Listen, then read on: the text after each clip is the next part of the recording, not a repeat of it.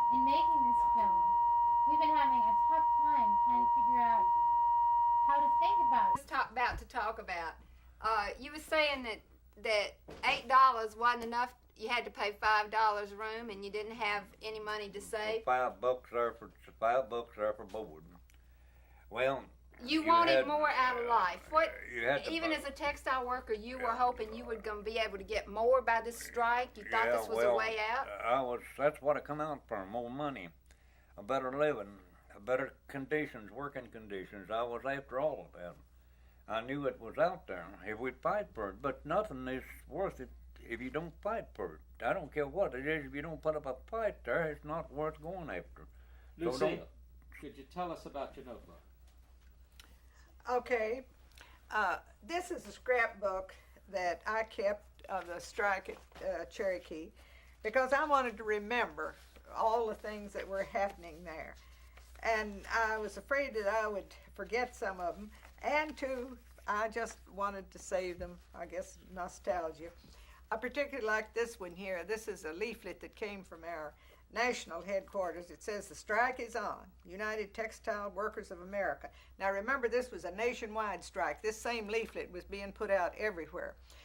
And we carried these all over town. Like my friend Foots here said, he distributed 500 of them. We put them indoors, in stores, and wherever we could, whether the people were striking or not. We wanted them to know that we were striking. And our strike, we must have had publicity pretty much over the country, because this is a picture of me from the Philadelphia Inquirer, as far away as that. I don't know what we were doing. And you could tell by looking at this picture, if you could see it clearly from there. This is a picture of the old Cherokee Spinning Company, and I was there just the other day. They call this the Cherokee Plaza. It's nothing like what it was as the Cherokee Spinning Company. This was a notice that came from our national union too, to all textile workers. Again, it's nationwide. There must be solidarity. There must be discipline. Every man in his place, and a task for every man to do. Special Strike Committee. United Textile Workers of America. You know, there's not any United Textile Workers now. They have merged with Amalgamated Clothing Workers, so they're not there. And here's the clipping where the union votes to walk out today. Cherokee Mills people vote. Oh, this was a bad situation. I want to tell you about this. Mr. Hal Mebane, who was the president of Cherokee Company, the major stockholder, and the general manager, died right while our strike was going on. You must remember that we live in the Bible Belt. You remember that, Foots? And when he died, some of our members were saying, "Oh my goodness, we have caused this. We have brought this on." And we had to do some consoling there. And I shall never forget Franz Daniels, who was an organizer at that time for the Amalgamated Clothing Workers, came to town, and I told him, "What am I going to tell the people? The old man's dead. I can't say he's not dead." And I tried to tell him that we didn't kill him, but what am I going to tell him? He said, "I'll handle it, I'll handle it." So he was quite an orator, and he told him during his speech, "Now don't let Mr. Mebane's death bother you one bit. His conscience killed him. You had nothing to do with it." Well, that seemed to satisfy him, at least for the time being, but that was something we had to go through with there. Then it's when we got locked out. They got an injunction against us, and we were locked out. You know, that's a strange feeling to go down to the gate there at the place that you've been working, and there stands your foreman, in our case, Andrew Whaley, was standing there shaking his head. No, I was not one that could go in. You weren't either. This is where they got the injunction against us. And that injunction was, that was really bad. When we couldn't congregate on a picket line on the count of this injunction, there was no real gathering place. The people lived all over town, and an awful lot of them out in the country. And so it was hard to get them together for a meeting. They would come as long as we were on the picket line, but, well, somebody else is going to the meeting, and whatever you all decide is all right. A lot of times they didn't have a ride from the country in. And we didn't have that 6-cent streetcar token to be riding all over town to go to a meeting. So we had that was a very bad thing, that we couldn't get the people together because they had no real meeting place there. So we carried on as best we could there, but being blacklisted was, I don't know, that was kind of a sad thing, because you'd think that the people, you're never really completely off the blacklist. I'll be a blacklisted textile worker as long as I live. And it was particularly bad for me at the time because I had no training, I had no skills, and I didn't know where I was going to work. So if I hadn't got a job at TVA as a file clerk, I don't know what I would have done.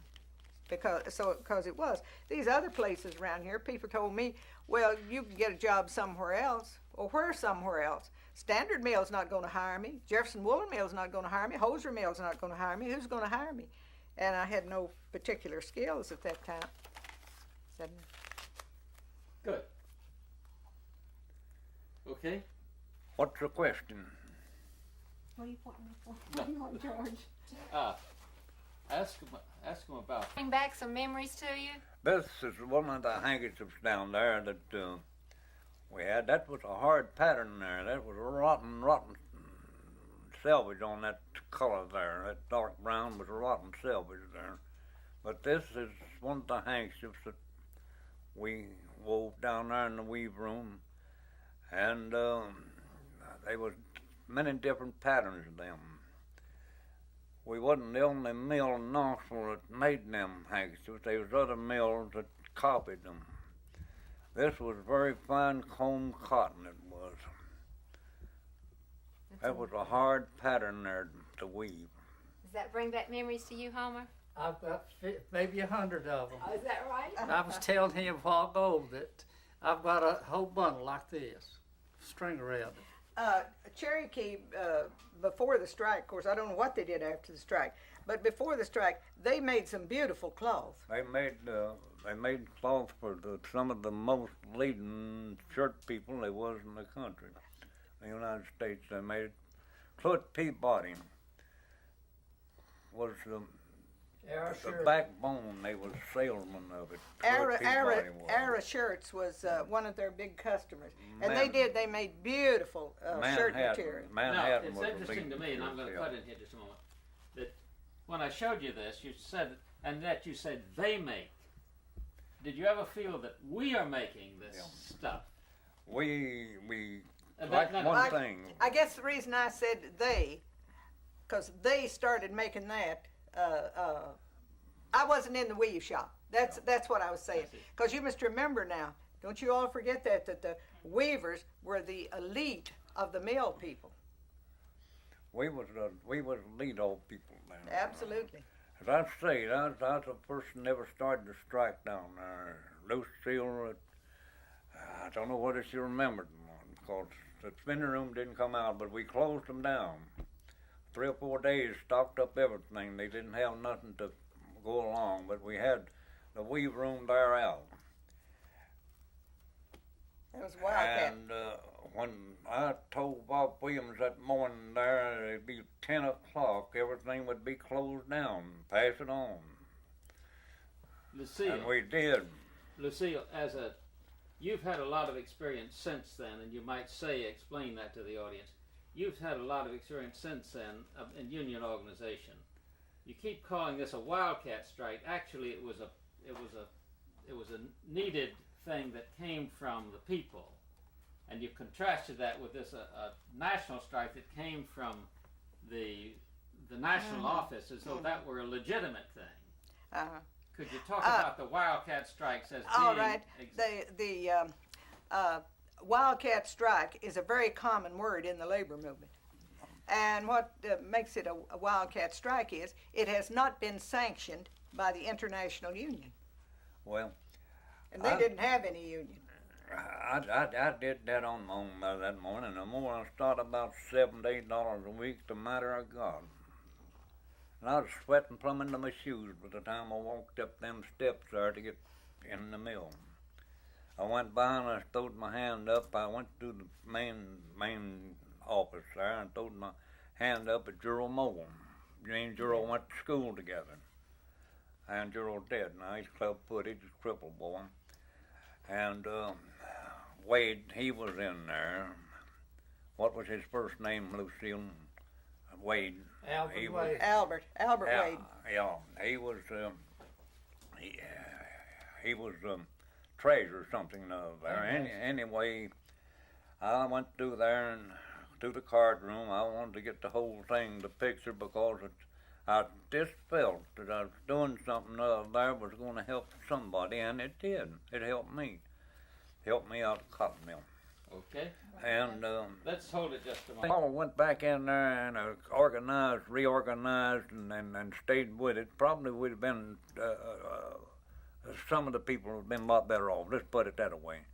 And we went back and just went in there and made a good fight of it. I guess we quit too quick. A lockout didn't mean nothing. You keep it going if you're locked out of every place that was knocked, you still go. There's somebody out there ready to help you. But if you build your confidence in them, that's what it takes. Build confidence. And say, I can do this, I can do that. If you have to work organized as a union, get out there and organize. Good. Show the people that it can be done. It can be done. Can you get up there by yourself? Yeah, I can get up by myself. But I hate to get up by myself. I've enjoyed talking to you so Well, much. Thanks for what you did. Time than anybody else in the world. Thanks for what you did. Well, You make me want to go back and work. We call it Just Fine one. Squad. Oh, There's about 5 of them. Lucille, could you show him that picture again, and could you describe what you were just saying, man? Wait, hold. Oh, no, I'm sorry. Get them out. I'm sorry, we can't do it. We've got to get these people out first.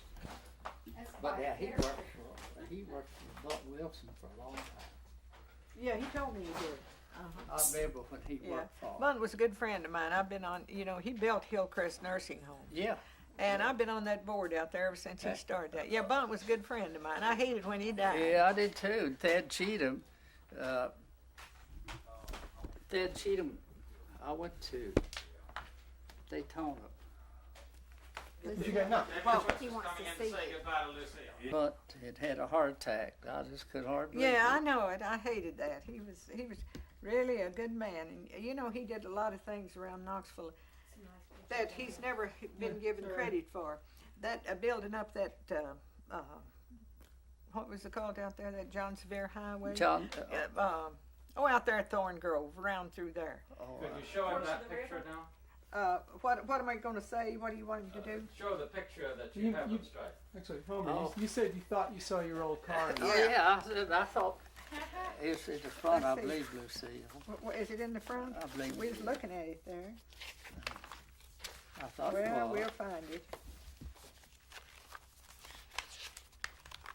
Oh, that's not it. There it is. Yeah. There it is. Yeah, but whose car is that? Do you remember? I don't remember whose car that is. Could that be Carl Mathis? He Is that had a Ford? Yeah, I had a Ford, but that looks like a Hudson. A Hudson? Mm-hmm. With that wheel on the front there? Yeah. Well, what about this one over here? None of our people wouldn't have had a Hudson with it. Yeah, Carl Mathis would have. Would he? Yeah. He did have. He had one. And what about this one up That's here? a model there. That's a nice This one. this looks like my car right there. A Well, it probably is. 32 Ford. You remember what you paid for it? About $650, best I remember. I don't remember. And that was brand new. Yeah. And it was one of the first V8s that come out, the 32 was. And it was a touring car at that. But all those old days are gone, though. Did it run good? Yeah. Yeah, I drove it to, do you remember a man by the name of Self? That was on the picket line. Oh, sure, Tom Self. Yeah. He wanted me to take him and his family to Texas. And you took him in that car? We had a two-wheel trailer. We hooked that thing on the back of the car. Here we went to Texas. It's back when the draft was, had such a draft. You can see cows laying out in the pasture field, just bone. Went across the Red River and it's dry. Charged me $2.50 to go across the Red River, and there wasn't any water in it. And we went on to Hobbs, Post City, Texas. He had some people live there, and there's a textile mill, and that thing had a concrete top. And you talk about a hot place. We walked in there. They was going to give us a job, and I said I couldn't work here. So we went on over to Hobbs, New Mexico, and they wanted to give us $5 an hour to fight. Read that, and he'll just be watching you and listening to you. You want me to read this long one? Yes, that's right, because we want him to looking out there. Okay. Just take off. Okay. This is a notice that's in my scrapbook. To all textile workers, official notice. The hour for final action is at hand. We have exhausted every method of getting relief from intolerable conditions. No more boards and no more juggling around. No more tricks. And no more waiting while government boards give us the runaround. We've been patient while our people have been starved and exploited. We have suffered the stretch out until we can endure no more. Employment is at the lowest level since the code was approved. Employers have discharged workers because they have joined our union. We have tried to negotiate, but employers will not negotiate. Okay, hold it. Now, just keep on him and backing off a little bit. Could you talk with him, please? Talk to Homer, so he'll be looking at you. Okay. Don't respond, just... You just want the picture, not the That's words. right, yes. Okay. Homer, I've enjoyed this very much. This has been real interesting. I think I actually, since our words are not, I understand what you're saying about young people and not what you were starting to say about young people just don't know how to stick together now. That's one of the things that worries you. It doesn't seem the same. I don't know what y'all had, but you had something different back then. Maybe it's too easy now for people. Okay, that's very good. Now, I'm going to sit where Foots was, and Lucille, I want you to be listening to me and to Homer so that we can get close shots of you just turning back and forth, okay? Okay. Okay. Now look at you. You see, the reason for this is then we can cut out different Right, sections by right. cutting to your face, and of course, we'll always do that when we can. Oh, I'm sure you will. I'm sure you will. You want me just to look at you? Well, look at me and look at her and look at Homer. So I'll be explaining all about this kind of thing. You can just nod and say, I understand. Okay. Do I have to, am I supposed to say anything? You're not supposed to say anything, but just... Now smile at me. I'll smile. Uh, And I said something. I'm Yeah. not going to say it anymore.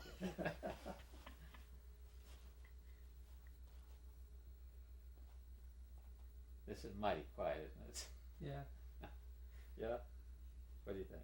Yeah, Lucille and I go a long way back. We We've gotta been do is knocking around here at Highlander for quite a while together. Well, that's right. You've known this place for a long time, then, haven't you? Yeah, I used to work here, and Lucille was one of my main idols and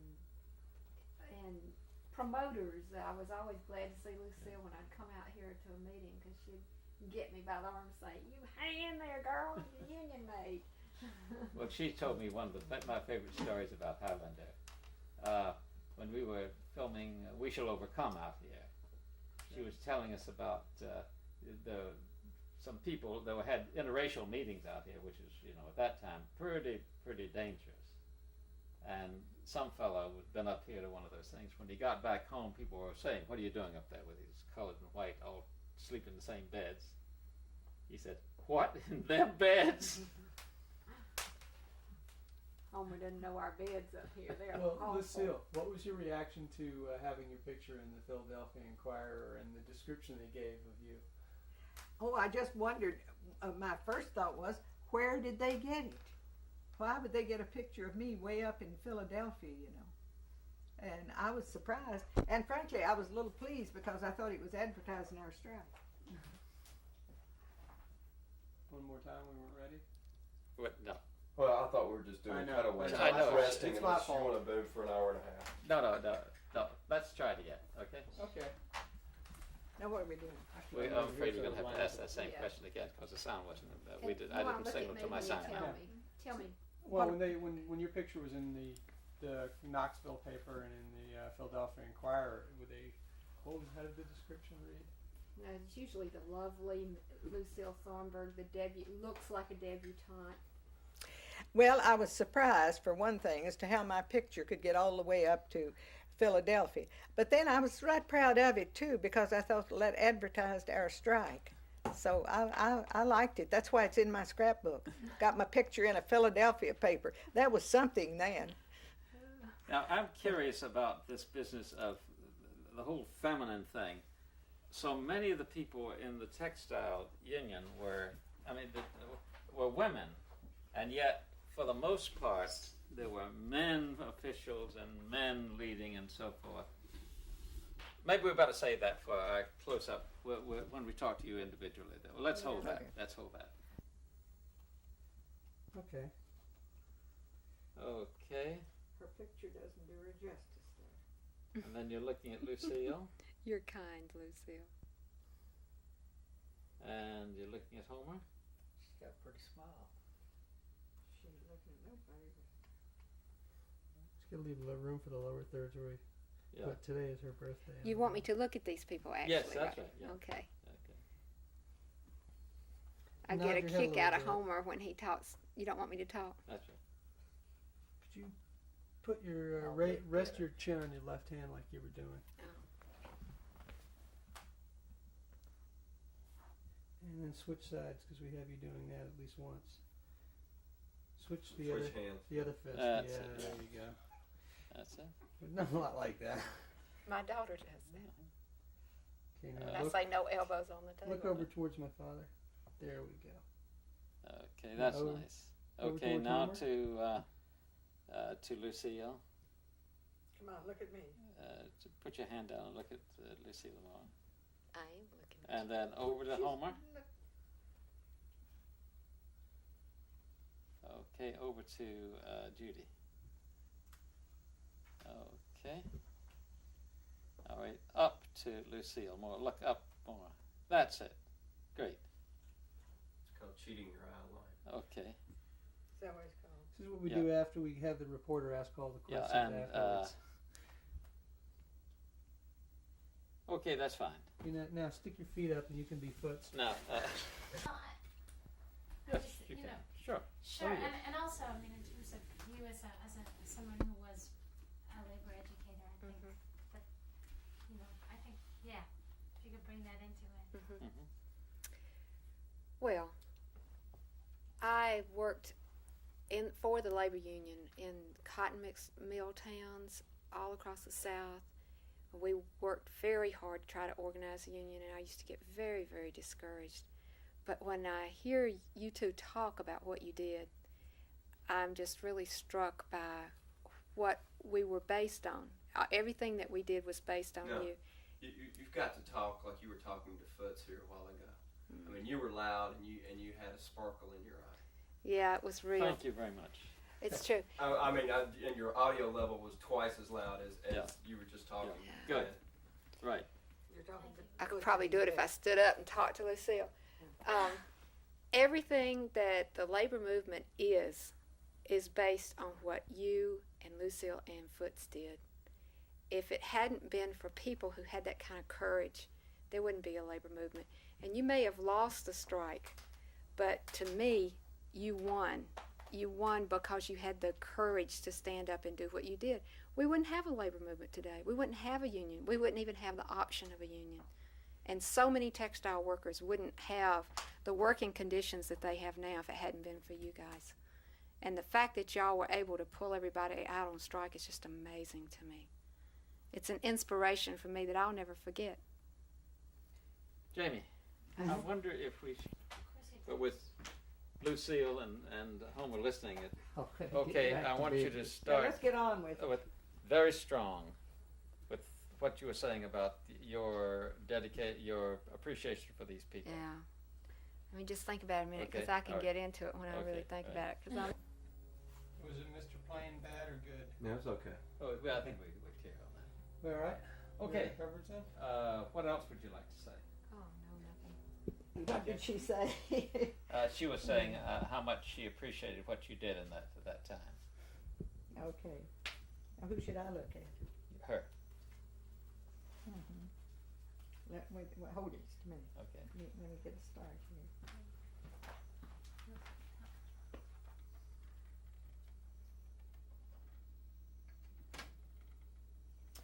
I think that you are right. What we did there, we did sow the seeds for a stronger labor movement. But I don't think we realized at the time. See, our wages were so low and conditions so bad that I don't think we were thinking in long term then of building a labor movement. We were thinking about doing everything that we possibly could to better our own conditions there. But I'm glad that we did that, if it has been any help at all to the labor movement. And I feel that with us having all of those people come out on strike as we did, that should be an inspiration to other people that if we could do it in 1934, they could certainly do it in 1991 with all the different conditions that they have and so many agencies and such a much stronger labor movement than we had, that I hope it's an inspiration to them, because we certainly fought for it at the time. Good. Yeah, Dumb question, could I get her to do that read again? I shifted the light, she looks even much more better. Do which one? Make her statement about the textile workers again. Okay, I'm sorry. Me? Yes. Oh. I just made you look a little much more better, so. Okay. Oh, okay. I'm always relighting. You could Welcome look to better. Hollywood. Yeah. Do I look like a debutante?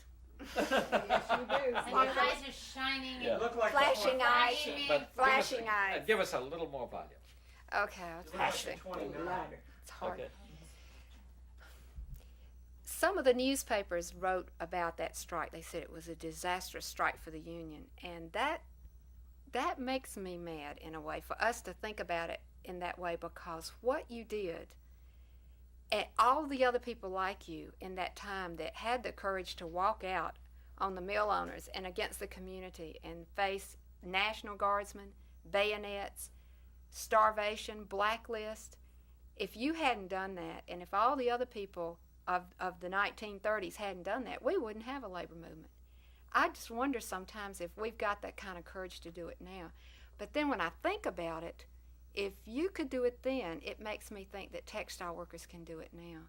And it makes me want to go back out there and organize.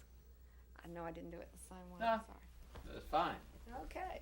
Okay. Where I was blacklisted. Okay, but start flipping pages. Okay, I didn't Lucille, know it when you that read. club What, was asking hold all it those and questions, read it with your you know, finger. so you Point it interview. out and read it out loud and hold on I it. You want me was to hold- guilty read of that? Yeah, read it out loud. But The strike when they is put us on. The section United 12 swing Textile shift, Workers I of quit. I America, said, "That's what I affiliated did." with the American I think I Federation had of Labor. $600. Don't Yeah. scab, it's now But, or never. That's a leaflet put out by the National Textile Workers Union, 1934. Great. Don't cross the light. Shadow. It'll be all right. Okay. Now, it was this picture that you pointed out to everybody before, right? What is interesting about this picture there. are the cars. Are the cars that are parked in front of the place there. You can see the old models that were there. There's 3 cars in this picture, and that's some of the strikers that's milling around. This was the day we were locked out. Okay. You got it, Jamie? Okay, we're just going to get a big one of that. Right? You want a wide one of that too? Just wet and grab it here.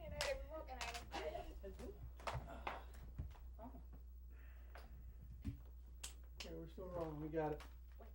Okay, flip your page. Okay. Can you, now, this was another one that you read, so we're going to hold on it long enough just to see you, to read through it just a little bit. Jamie, do you want, maybe we should get the whole, just at least that? Me go now. Is it I'll tell you. That's readable, right? I think so. George, do you want to come take a look at this? Official notice One more time, please. to all textile workers, official notice. This is the notice that was given to us just before the strike, telling us that this was to be a nationwide textile strike. Okay. 1 second. We did this one too. What about the picture of her? Uh, This one was on Tuesday, September the 4th, 1934, with the headline on the front page, Unions vote to walk out here today. Both plants say they will be open as usual this morning, but they weren't open. Are you picking up something? No. No, No, we we need just you to got hold it. it We just for a just little got it in bit. focus. Okay, we're just gonna have you hold it. I'll tell you when to turn it. Focus again. I'll tell you when, Lucille. No, hold it. It seems to be wobbling a little Yeah, bit. you're gonna have to wait another 2 Okay, fine. Okay. Okay. Okay, Lucille, flip the page. I'm not scared of the date to come down here. I'm amazed it didn't come. This was from the lockout. Strikers say they have 203 now locked out. Okay. We actually had more than that locked out because we had 600 to start with. You know what?